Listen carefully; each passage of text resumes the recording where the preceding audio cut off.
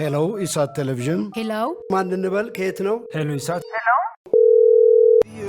ኢሳት ነጻ የህዝብ ሚዲያ ወትሮም ቢሆን የህዝብ አይንና ጆሮ እንደመሆኑ ይህንን የህዝብ ቅሬታ ማስተናገጃ መድረክ አሰናድቷል። በዚህም ያጋጠሙትን ወይም ያስተዋሉትን የመልካም አስተዳደር ችግር፣ የሙስናና የጉዳይ ገዳዮች ጉድኝት፣ የመብት ጥሰትና ስልጣንን ያለአግባብ የመጠቀም ጸረ ዲሞክራሲያዊ አሰራሮችን ይጠቁሙን። የሚመለከተውን የመንግስት አካል በማነጋገር ተጠያቂነት የሚሰፍንበትን መፍትሄ እናፈላልጋለን። በስልክ ቁጥሮች 0901 458845 ወይም 0901 451145 በተጨማሪም በ0944 02 11 11 በ0906 77 42 92 ይደውሉ። ልናስተናግደው ዝግጁ ነን። ኢሳት ነጻ የህዝብ ሚዲያ። ውድ ተመልካቾች ሰላም ጤና ይስጥልን። ይህ ኢሳት ዲጂታል ነው። የሰዓቱን ዜና ይዘን ቀርበናል። ከዜናው ጋር ደረጀ ይልማ ነኝ።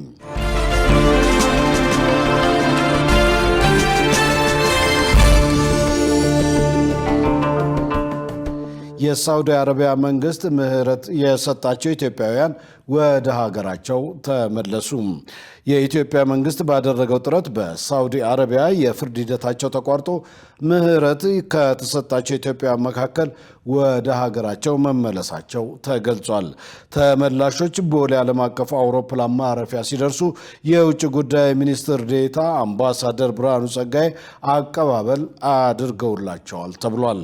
የውጭ ጉዳይ ሚኒስቴር ሪያድ የሚገኘውን የኢፌሪ ሚስዮንና ጂዳ የሚገኘውን ቆንስላ ጽሕፈት ቤት በማስተባበር ባደረገው የዲፕሎማሲ ጥረት በሳውዲ አረቢያ ታስረው የነበሩ 1655 ዜጎች መካከል 320ዎቹ የክሱ ሂደት ተቋርጦ ምህረት ተደርጎላቸዋል ተብሏል። መንግስት ህብረተሰቡ ከህገወጥ የሰዎች አዘዋዋሪዎች ሐሰተኛ የውጭ ሀገር ጉዞ ራሱን እንዲጠብቅ ያሳሰበ ሲሆን ህገወጥ ሰው አዘዋዋሪዎችንም የህግ ተጠያቂ ለማድረግ የተጀመሩ ጥረቶች ተጠናክረው እንደሚቀጥሉ አስታውቋል። ዜናውን ያገኘነው ከውጭ ጉዳይ ሚኒስቴር ነው። ስልጡን የፖለቲካ ባህል ለመገንባት የሲቪክ ማህበራት ሚናቸውን አጠናክረው እንደሚቀጥሉ ተገለጸ።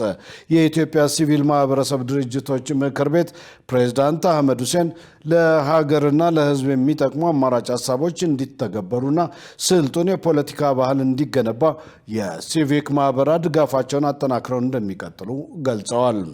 ፕሬዝዳንቱ ከኢዜአ ጋር በነበራቸው ቆይታ እንዳሉት የሲቪል ማህበረሰብ ድርጅቶች ለሰባተኛው ጠቅላላ ምርጫ ስኬታማነት የበኩላቸውን ሚና ተወጥተዋል። ማህበራቱ ለመራጮች ትምህርትና ግንዛቤ በመስጠት ስልጠና በማመቻቸትና ምርጫውን በንቃት በመታዘብ ሂደት ላይ ከፍተኛ አስተዋጽኦ ማድረጋቸውን ተናግረዋል። በምርጫ ማግስት ያለው ጊዜ እውነተኛ የዲሞክራሲ ባህል በተግባር የሚፈተንበት ወቅት መሆኑን ጠቅሰው መንግስት የህብረተሰቡን ሁለንተናዊ ተጠቃሚነት ለማረጋገጥ ከሲቪል ማህበራት፣ ከፖለቲካ ፓርቲዎችና ከሌሎች ባለድርሻ አካላት ጋር በትብብርና በቁርጠኝነት ሊሰሩ እንደሚገባም አስገንዝበዋል።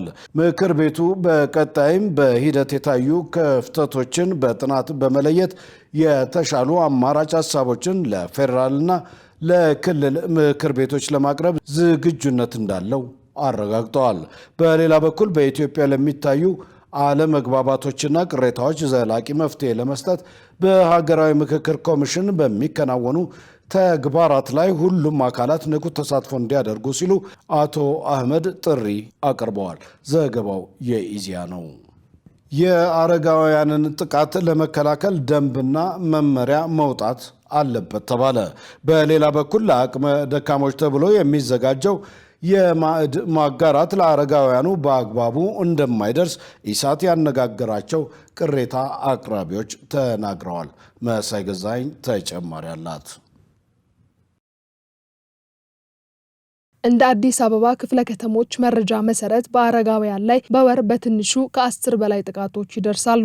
ይሁን እንጂ ተጠቂዎቹ የጥቃቱን አይነት ከመግለጽ በአብዛኛው እንደሚቆጠቡ ይገለጻል። ኢሳት ያነጋገራቸው የክፍለ ከተማ አረጋውያን ማህበራት ሰብሳቢዎች አረጋውያን በተለይ በቅርብ ቤተሰቦቻቸው በሚደርስ ጥቃት አካላዊና ስነ-ልቦናዊ ጉዳት እንደሚጋለጡ አንስተው በጥቃት አድራሾች ላይ ግን የህግ ተጠያቂነት ለማስፈን ችግር እንዳለ ተናግረዋል። ማነቆ የሆነብን ምንድነው?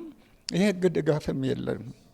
ጥቃቱ አለ፣ ባህሉ ይገድባቸዋል፣ ስርዓቱ ይዘላል፣ ከድር ባረራለሁ፣ ከማህበራዊ ኑሮ ላለሁ እንደዚህ ይሉኛል ብሎ ነው እንጂ እየመጡ ይነግሩናል። ጥቃት ሞልቷል፣ ግን መፍትሄ የለውም። በህይወት እኔ ለምን እኔ ቤተሰብ ወይም የሌላ አረጋን ቤተሰብ ለምንድነው የሚያስፈርመው? ለምንድነው ኑዛዜ በግድ ለኔ ደርሶኛል ብሎ ብላቸው ላይ ቤት ማፍረስ፣ ቤታቸው ላይ እቃ ማስገባት፣ እሳቸውን ወደ አረጋውን ወደ አንድ ኮሪደር ውስጥ መጣል፣ ይሄ ሊታረም ይገባል። ደህንነት በጣም ማጣት ነው። ቤታቸውን ይወረሳሉ፣ ሴቶች ይደፈራሉ፣ የሴት አረጋውያኖች ይሄ በዚህ በቃ እስከ መደረም ደረጃ የሚደርሱ አሉ። አረጋውያንና ወጣት ትውልድን ለማቀራረብ እንዲሁም በምግባር የታነጸ ትውልድ እንዲፈጠር ምን እያደረጋችሁ ነው? በአጠቃላይስ ምን መደረግ አለበት? በሚል ለቀረበው ጥያቄ አረጋውያኑ የሚከተለውን ምላሽ ሰጥተዋል። አንድ ወጣት ሲያበላሽ ካየሽ አንቺ ከመከርሽው እኔ ከመከርኩት አሁን እኮ ቀርቶ ነው ጆሮ ጠምዞ እኛ ማንም ልጅ ነው ማንም ነው ያሳደገን እኛ ነው። አሁን ዛሬ ግን የአንድ ልጅ ብትነቂ ያለ ጉድ ያለ ጠብ ሌላ ነው። ያን ቢኖር ኖሮ ዛሬ ልቅ ልጅ አይወለድም። ልቅ ልጆች የመጡት በዚህ ነው። ትምህርት ቤት አስተማሪ የሚመታ ልጅ ያለው አረጋውያን የህዝብ ምክር ቤት ላይ ወጣትና አረጋውያን አስቀምጦ ጋብዞ ማስተማር መቻል አለበት። የተለያዩ የህዝብ ስብሰባዎች ላይ አረጋውያን በክብር ተቀምጠው ድምጻቸው እንዲያሰሙ ወጣቶች እንዲሰሙ ማድረግ መቀላቀል መቻል አለባቸው። አዜ ፖለቲካሊ ከድሮ ከጥንት አውሬ ብትኝ ካለ ስልሳለስ ጊዜ ጀምሮ ያለውን ስርዓት አውቃለሁ። ያንን ለወጣቱ ማስተማር መቻል አለብኝ። እስቲ ዙሪ በየወረዳው ላሳይሽ። ወጣቱ ቁጭ ብሎ ጫት ሲቅም አንድ አረጋውያን ወይ ምንም የሚመክራቸው የለም። ጠጋ ብሎ አረጋውያን ወጣቱን መምከር ነው፣ ወጣቱን ማስተማር ነው። ወጣቱ ደግሞ ከአረጋውያን ጋር እንዲጫወቱ እንዲያወሩ ማድረግ መሰራት ያለበት በትውልዱ ላይ ነው። ትውልዱ የተበላሸው ከትምህርት ቤት ጀምሮ ስነ ስርዓት ቢማር ጥሩ ሊሆን ይችላል። ስለዚህ መሰራት ያለበት በወጣቱ ላይ ነው፣ በተተኪ ወጣት ላይ ነው። የአሁኑ አረጋውያነት ምንም በትምህርት ቤት የሚሰጣቸው ነገር እኮ ያለ አልመሰለኝም። እንደው ሰብሳቢዎቹ አክለው በአረጋውያን ላይ የሚፈጸመውን ጥቃት ለመከላከል በሚከተሉት ጉዳዮች ላይ በትኩረት ሊሰራ እንደሚገባ አስገንዝበዋል። ከአካባቢ፣ ከወጣት፣ ከሴት ማህበር፣ ከባለድርሻ አካላት ይሄን ጥቃት የት ጋ ነው ማን ነው ይሄን የሚያደርገው የሚለውን ሁሉም እጁን አንድ እጁን ሳይሆን ሁለት እጁንም አስሩም ጣት ማስገባት መቻል አለበት። መንግስትም ደንብ መመሪያ በቃ ደንበኛ በቃ እንደ ትራፊክ ደንብ በዚህ ከሄድክ ትቀጣለህ፣ እንደዚህ ካረክ ትቀጣለህ የሚለው ህገ መንግስቱ በሚሻሻልበት ጊዜ ኃላፊነቱን ለልጆች ሰጥቶ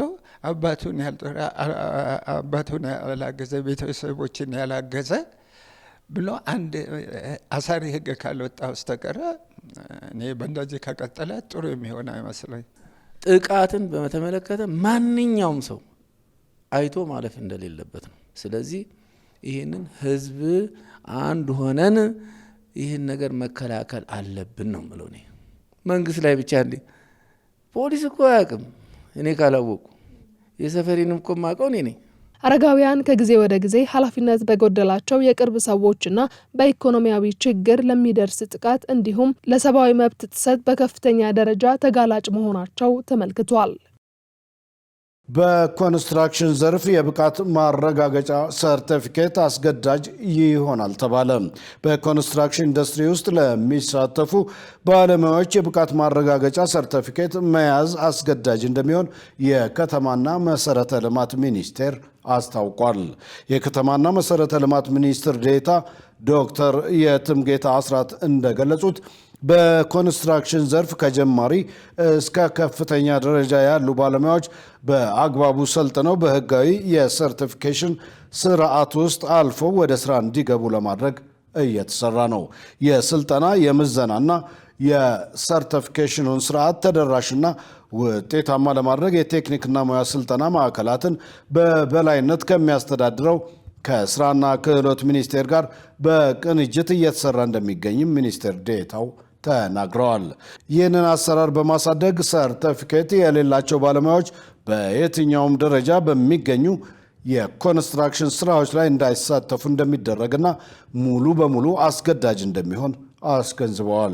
በዚህ ረገድ ሕጉን ሙሉ በሙሉ አስገዳጅ አድርጎ ቀርጾ ወደ ትግበራ ከማስገባት አስቀድሞ መከናወን ያለባቸው ተግባራት ተጠናቀው ምቹ ሁኔታ መፈጠር እንዳለበትም አመልክተዋል። የሰርቲፊኬሽኑን ስርዓት አስገዳጅ የማድረጉ ሂደት ረጅም ጊዜ የሚፈጅ ቢሆንም በአሁኑ ወቅት ግን እንቅስቃሴው ተጀምሯል ማለታቸውን የዘገበው ጋዜጣ ፕላስ ነው። ውድ ተመልካቾች ከኢሳት ነጻ ህዝብ ሚዲያ የሰዓቱ ዜና ወደ እናንተ መድረሱን እንደቀጠለ ነው። አሁን ደግሞ ወደ ውጭ ዘገባዎች አልፋለሁ። የመንግስታቱ ድርጅት የኒውክሌር ኤጀንሲ ኃላፊ በኢራን አሜሪካ ስምምነት መሰረት የኢራንን የኒውክሌር ጣቢያዎች እንደሚጎበኙ ተናገሩ። በሌላ በኩል አሜሪካና ኢራን ቴህራን በኒውክሌር ጣቢያዎቿ ፍተሻ እንዲደረግ ተስማምታለች በሚለው ላይ እየተወዛገቡ ነው ተብሏል። ሸሪፍ ኢማም ተጨማሪ አለው።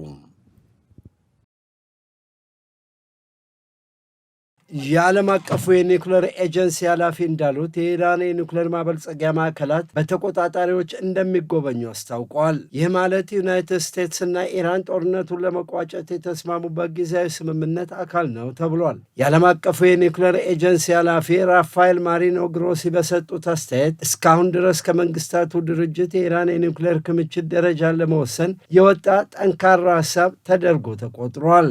በ2025 እስራኤል በኢራን ላይ 12 ቀናት ጦርነት ካወጀች ወዲህ የዓለም አቀፉ አቶሚክ ኢነርጂ ኢራን 10 የሚደርሱ የኒውክሌር የጦር መሳሪያዎች መገንባት የሚያስችል በቂ የበለጸገ ዩራኒየም ያለበትን ስፍራ እንዳይጎበኝ ማድረጓ ይታወሳል። ኢራን ለረዥም ጊዜ ኒውክሌር ፕሮግራሟ ለሰላማዊ ጉዳይ ብቻ የሚውል እንደሆነ ስታስታውቅ ቆይታለች። ምንም እንኳን የጦር መሳሪያ ፕሮግራም ሳይኖራት 60 ከመቶ ንጹህ ዩራኒየም ያላት ብቸኛዋ ሀገር ብትሆንም አሜሪካና ኢራን እነዚህ ስፍራዎች ይፈተሻሉ ወይ የሚለውን በተመለከተ እርስ በርስ የሚጋጩ አስተያየቶችን ሰጥተዋል። ኢራን የኒውክሌር ፍተሻ የሚያካሂዱ ወደ ሀገሯ እንዲገቡ ፈቅዳለች በሚል በዩናይትድ ስቴትስ የቀረበውን ሀሳብ ውድቅ አድርጋለች። ኢራን ይህንን ያለችው ዩናይትድ ስቴትስ ፕሬዚደንት ዶናልድ ትራምፕ ቴህራን በከፍተኛ ደረጃ የኒውክሌር ፍተሻ እንዲደረግ ተስማምታለች ማለታቸውን ተከትሎ ነው። የኢራኑ ፕሬዚደንት ማሱድ ፔሽሽኪያን እንዳሉት የቴህራን የባለስቲክ ሚሳይል ፕሮግራም አሁን ላይ ከአሜሪካ ጋር እየተደረገ ካለው ስምምነት ውጭ ነው ብለዋል። የኒውክሌር ጣቢያዎችን በመፈተሽ በኩል የተፈጠረው አለመግባባት የተከሰተው የኢራኑ ፕሬዚደንት ከፓኪስታን አደራዳሪዎችና ከአሜሪካ የተውጣጡ የቴክኒክ ቡድኖች ጋር ከተገናኙና በስዊዘርላንድ ውይይቱ በቀጠለበት ሁኔታ ነው። የኢራን የውጭ ጉዳይ ሚኒስቴር ቃል አቀባይ እስማኤል ባጋሂ በቴህራን ለሪፖርተሮች እንደነገሩት ባለፈው ዓመት በአሜሪካ የቦምብ ጥቃት የወደሙ የኒውክሌር ጣቢያዎችን ለማስፈተሽ የተያዘ ፕሮግራም የለም ብለዋል። ቀደም ባለው ቀን በአሜሪካው ምክትል ፕሬዚደንት ጄዲ ቫንስ በጉዳዩ ላይ የተሰጠውን አስተያየት ችላ በማለት ፕሬዚደንት ዶናልድ ትራምፕ ለሪፖርተሮች እንደነገሩት ኢራን የኒውክሌር ጣቢያዎቿን ለማስፈተሽ ፈቃደኛ ካልሆነች ከቴህራን ጋር የሚያደርጉትን ንግግር ፈጥነው እንደሚያቋርጡ አስታውቀዋል። አክለውም ፍተሻውን ለማካሄድ ግን ምንም ጥድፊያ አያስፈልግም ብለዋል። የዓለም አቀፉ አቶሚክ ኢነርጂ ኃላፊ ግሮሲ ለጋዜጠኞች እንደነገሩት ሁለቱ ፕሬዚደንቶች በተፈራረሙት የመግባቢያ ስምምነት ሰነድ ከኒውክሌር ተቋማት ጋር በተያያዘ የሚከናወኑ የኒውክሌር እንቅስቃሴዎች በሙሉ በዓለም አቀፉ የአቶሚክ ኃይል ኤጀንሲ ቁጥጥር ስር እንደሆነ በግልጽ ይናገራል ብለዋል። አክለውም ይህንን ለማድረግ መመርመር አለብን። ይህ የሚሆነው በሚቀጥለው ቀን ይሁን በአንድ ሳምንት ወይም በ10 ቀናት ውስጥ ይሁን የሚለው ጠቃሚ ነው፣ ግን አስፈላጊ አይደለም ብለዋል። ዜናውን ስናዘጋጅ አሶሺየትድ ፕሬስና አልጀዚራን በመረጃ ምንጭነት ተጠቅመናል። ውድ ተመልካቾች ከኢሳት ነጻ ህዝብ ሚዲያ ኢሳት ዲጂታል የእስካሁን ነበር። ከዜናው ጋር ደረጀ ይልማ አብሬያችሁ ቆይቻለሁ። ከኢሳት ቀሪ ዝግጅቶች ጋር ሰናይ ጊዜ